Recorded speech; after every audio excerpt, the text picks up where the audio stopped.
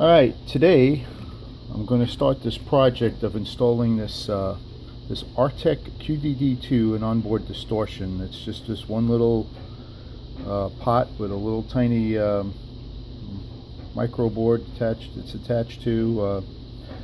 You got to do some little soldering there. Your soldering skills may be put to the test. You got four. I'm trying to get it in focus here.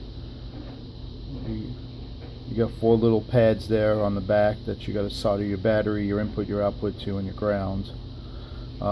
They do send you a wiring diagram if you're going to do like a Les Paul type or a Stratocaster type guitar.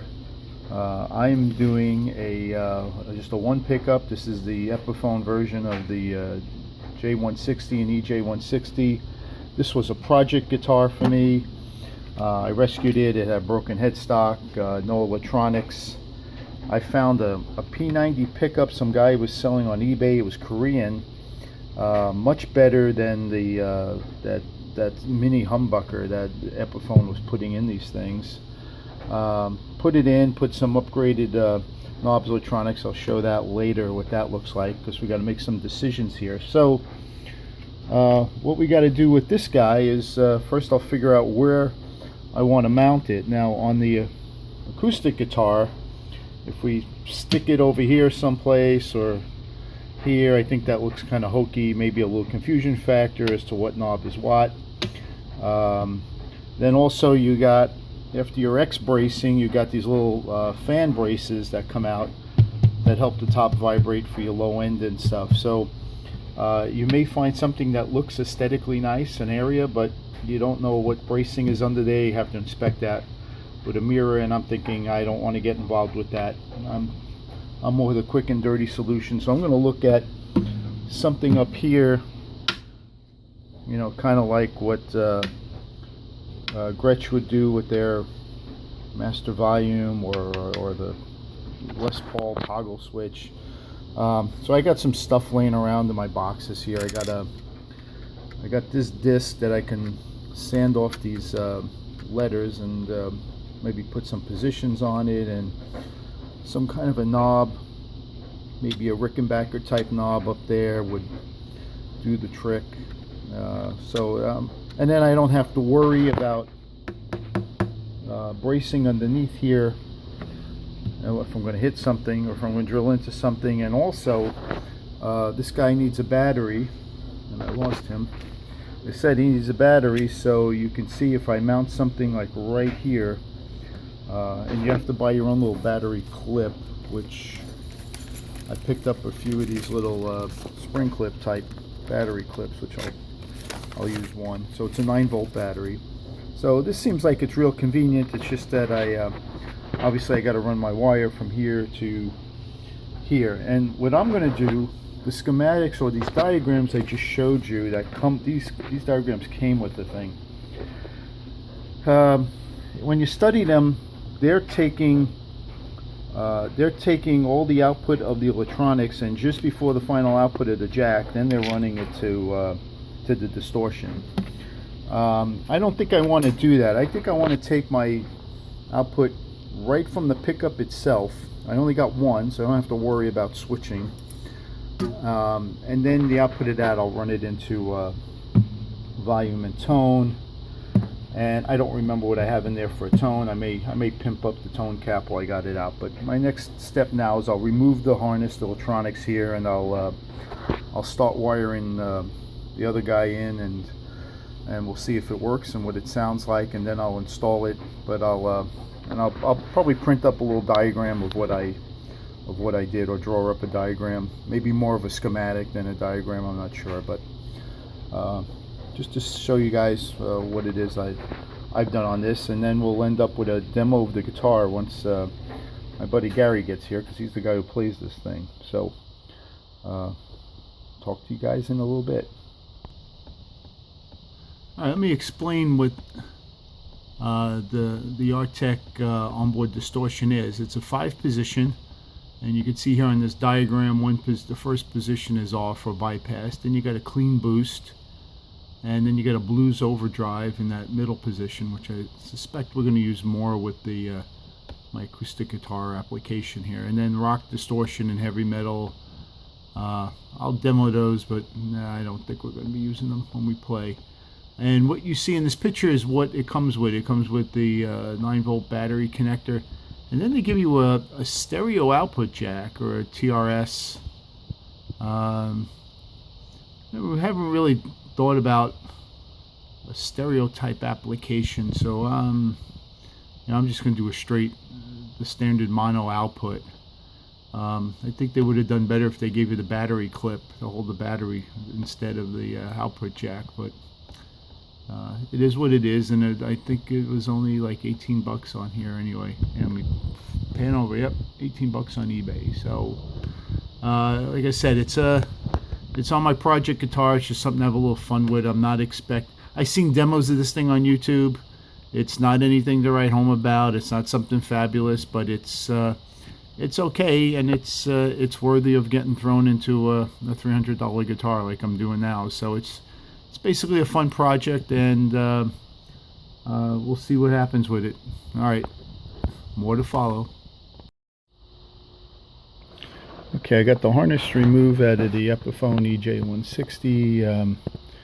Here's how it is. The P90 pickup, which like I said, I got that off eBay, a Korean thing. Probably the same ones Epiphone is using now, because they used to use those little mini side-by-side humbuckers, which really weren't that good. But we've gotten some compliments on the tone on this guy, so not bad. It was 30 bucks.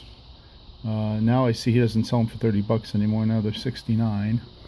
Alright, so here's the volume pot, and what I'm going to do is I'm just going to unsolder the pickup going into the volume, put her right into the input and out of this guy, and of course I got to hook up the battery terminal to that too, and I'll patch back in video with that when that's done.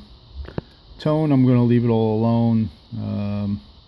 47 microfarad cap. I really don't have one that's too much better looking, but this will do the job. I'm not sure we're going to use the tone knob all that much, and these are alpha pots, so they're fairly decent. I'll leave everything as is, and that's it. Oh yeah, so you are going to need an extra piece of some shielded wire to go from your distortion box back to the volume pot, and leave yourself enough length for wherever the placement is you're going to put this. Anyway, got my soldering iron heating up over there. Got my trusty little tiny ohm meter that served me well for I think we're going on 25 years now. Anyway, yeah, I'll get back to you guys later. Okay, the soldering is done. I used my 3-conductor, well, if you count the shield, 3-conductor, actually two conductor with a shielded. Let me see if I can get this in focus here. So what I did is disconnected the pickup input to the pot, jumpered it into the red of the 2-conductor.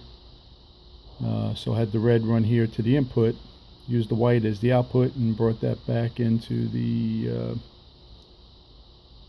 input terminal of the pot. So it's basically pretty simple. Wired in the battery, and what I did here is, because there's not going to be much stress relief here, I'm going to try to get like a little zip tie thing, and maybe try to hold it up to the bottom of the pot, but there's some stress relief. But I just wired up a wire there to ground, and then wrapped it around the braid and hooked up the battery to it also, and then on the other side, where am I? And then I had the braid soldered to ground on the pot. So that's my grounding mechanism there. Maybe a lighter gauge braided 2-conductor thing may work a little bit better. Helps with less weight hanging off the bottom of this. Anyway, I'll do a quick check. I'll plug it in. Maybe I'll turn this thing on so you can just do a tap test on on here to make sure everything's working. Everything rang out according to my my little ohm meter there. All right, more to follow. All right, my initial tap test is good. I don't have the battery connected, so I have this guy in the off position, which means I'm getting, when I see if I can turn it on with one hand. I think I just clicked them. Yeah, I did. Now you don't hear me tapping anymore. So when I turn it off, why that makes me happy is because that means when the battery dies, the unit will still work if you keep it in the off position, because there's no indicators, there's no lights or flashing LEDs or anything that tells you you have a dead battery in this thing. And the volume pot's working on and off, so it's hard to do with one hand here. But anyway, so I'm gonna put the battery on, and we'll see if it makes any different sounds with just tapping it. But failing that, it's going into the guitar, and then we'll do a live demo from there. All right.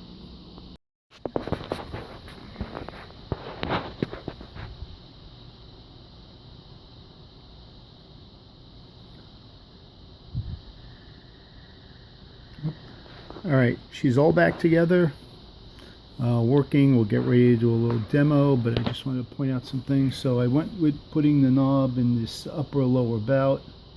Like I said, you don't have to worry too much about bracing. However, acoustic guitar, you do have one main brace that runs up over here, so just be careful you don't get too close to that. I got a little closer to it than I really wanted to, but it doesn't affect it. Anyway, I put this disc underneath the knob, and I marked it off with some a white Sharpie, but I'm going to look for some white transfers, and I may make it some numbers or do something there that tells you what's what, best we could. So there she is, the EJ160 hyped up with a distortion box, and stand by for the live demo. Alright, here's our demo. We're playing through the Boss Singer Acoustic Pro with a little bit of reverb and chorus set on it. And Gary, play a little bit. This is in the off position, so this is just in the bypass.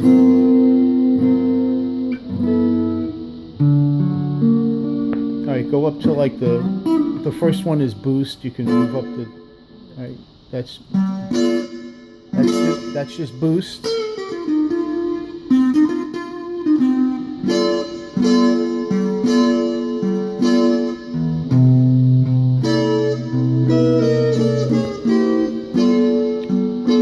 Alright, go up. Yeah, just play a different thing. Alright, that's a blues over.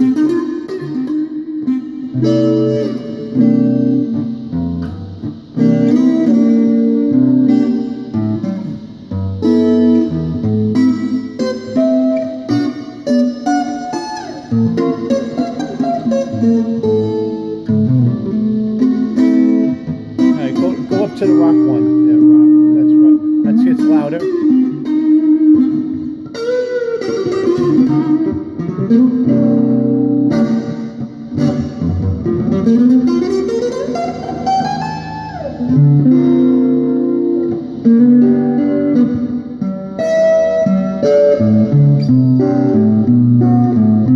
Alright, do the heavy metal one, then the last one.